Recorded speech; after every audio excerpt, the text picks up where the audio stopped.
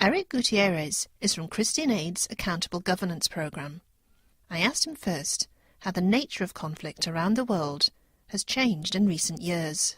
Most of the conflicts in the world today are within countries. So over the years, what has happened is that conflicts between countries have diminished. So citizens, they may be fighting about control of natural resources, control of land.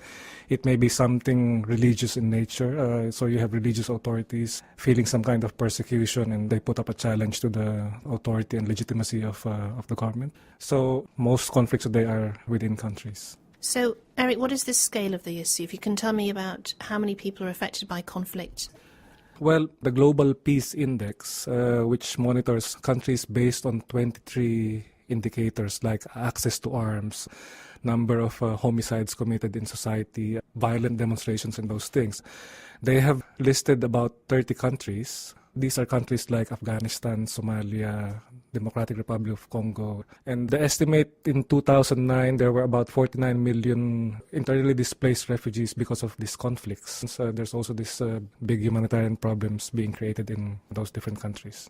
What are the impacts of conflict globally? Well, everyone knows that it's the poorest who bear most of the burden, So in terms of lost productivity, lost livelihoods, and it makes the problem of resolving poverty a lot more difficult, and prolongs the agony, prolongs the pain, and it exacerbates divisions between people in society. So tell me a little bit more about how poverty gives rise to conflict. It's better to use examples. So if you're a poor farmer in southern Philippines and your cow is stolen, because you're living in an area which has conflict, and therefore there's a breakdown of institutions in those areas. So your family's livelihood is dependent on that cow. How do you get justice in such a situation when there are no institutions of justice? Now, the only way that that farmer will be able to protect his assets, protect his family, and protect his livelihood is, if he arms himself as well. Or another option will be to ally yourself with a particular armed group or armed person. So this feeds into this cycle of violence. Can you also give me a little sense of, what happens with conflict and then people's access to resources like water and, when they're displaced? So can you tell me a little bit about the practical elements of conflict and how people's lives are disrupted? Yeah, in a lot of Africa, there's this term called the resource curse. So they are rich in natural resources, but these resources become the curse that creates the conflict within their societies. Like in many agricultural economies, land is the principal asset, and only a few landlords will have access to land. So there's going to be this huge inequality, and then people clamoring for more access to that land. It's the same with the access to natural resources, the mineral resources, that only a few have connections to the central government, or those who know how to manipulate the law will get the licenses to mine those resources, and then the people who live around it don't even know that they're sitting on top of literally a gold mine.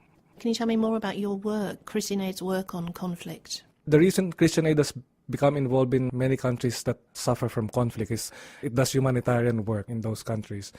For example, in the Democratic Republic of Congo, one Christian Aid partner, what they did was to collect children who were scattered by the conflict. When fighting broke out in 2007, 2008, the households had to flee, and then during this chaos, a lot of the children were separated from their families.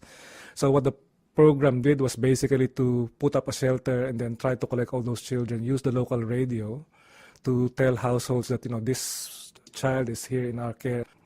Now that's one example of the humanitarian approach, but Christian Aid doesn't stop with humanitarian interventions, because it has to. It realizes that and the partners of Christian Aid realize we have to deal with the root issues of the conflict. So, Eric, what needs to happen?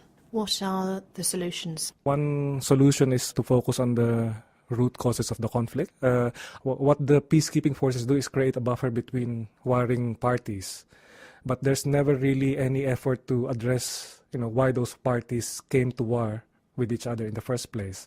So it's time that more of the root drivers of conflicts are addressed and seriously dealt with by the different stakeholders.